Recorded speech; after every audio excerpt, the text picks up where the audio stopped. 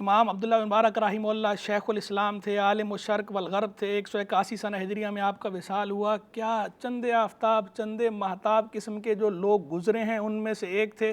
وہ ان اماموں میں سے ایک ہیں کہ جو ہر فن کے ائمہ کے یہاں یکساں قبول رکھتے ہیں، محدثین ہوں، فقہاء ہوں، صوفیاء ہوں، اصولیین ہوں، لغویین ہوں، شعراء ہوں، سب ہی آپ کو قدر و قیمت سے دیکھتے تھے۔ جہاد فی سبیل اللہ کا معاملہ ہو، جود و سخا کا معاملہ ہو، زہد و تقوی کا معاملہ ہو، پرہیزگاری کا، ورع کا معاملہ ہو، علم کی عظمت کا، اہمیت کا معاملہ ہو، کسی بھی خیر کی خصلت کا معاملہ ہو، سب میں آپ ہمیں مرد میدان نظر آتے ہیں۔ محدث شام مفتی حمص اسماعیل بن عیاش یہ کہتے ہیں آپ کے لیے رحمہ اللہ، وہ کہتے ہیں کہ اللہ نے کوئی ایسی خصلت پیدا نہیں کی، میں نہیں جانتا کہ اللہ نے کوئی اچھی خصلت رکھی ہو اور وہ عبداللہ بن مبارک میں نہ رکھی ہو۔ آپ کے استاد ہیں اور خود بہت بڑے محدث ہیں، اور امام شافعی ایسے فقہاء کے بھی استاد ہیں، امام سفیان بن عیینہ رحمہ اللہ۔ وہ یہ کہتے ہیں کہ میں نے صحابہ کرام کے معاملے کو دیکھا، پھر عبداللہ بن مبارک کے معاملے کو دیکھا تو مجھے صرف اتنا فرق نظر آیا کہ صحابہ کرام علیہم رضوان کو حضور جان عالم علیہ السلام کی صحبت کا شرف حاصل ہے، آپ کے ساتھ غزوات میں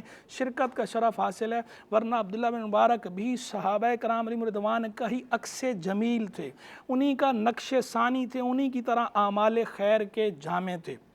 جہاد فی سبیل اللہ بھی کرتے تھے، نیک کام بھی کرتے تھے، علم بھی ایسا تھا، ایسا علم تھا کہ امام سفیان ثوری رحمہ اللہ خود محدث ہیں، فقیہ ہیں، مجتہد ہیں اور آپ کے استاد بھی ہیں۔ ایک دفعہ ان کے سامنے کسی نے امام عبداللہ مبارک سے کہا کہ حدثنا یا عالم المشرق، اے مشرق کے عالم ہمیں حدیث بیان کیجئے، چونکہ آپ کا تعلق خراسان سے تھا تو اس نسبت سے اس نے کہا مشرق کے عالم۔ تو امام سفیان ثوری نے آگے سے اس شخص کو ڈانٹتے ہوئے کہا ویحکم هو عالم الشرق والغرب وما بینہما، افسوس تم عالم شرق کہتے ہو، یہ مشرق کا بھی عالم ہے، یہ مغرب کا بھی عالم ہے، اور مشرق و مغرب کے مابین جو کچھ ہے یہ سب کا عالم ہے۔ امام نووی رحمہ اللہ آپ کے لیے کہتے ہیں المجمع علی امامتہ و جلالتہ فی کل شیء، امام عبداللہ بن مبارک جو ہے وہ ہر چیز میں ان کی امامت اور جلالت شان پر امت کا اجماع ہے۔ ان لوگوں میں سے ہیں کہ جن کا ذکر کر کے اللہ کی رحمت نازل ہونے کی دعا مانگی جاتی ہے، یہ ان لوگوں میں سے ہے جن کی محبت پر اللہ سے بخشش کی امید رکھی جاتی ہے۔ یہ بڑے بڑے ائمہ یہ کہہ رہے ہیں۔ امام سفیان ثوری کہتے ہیں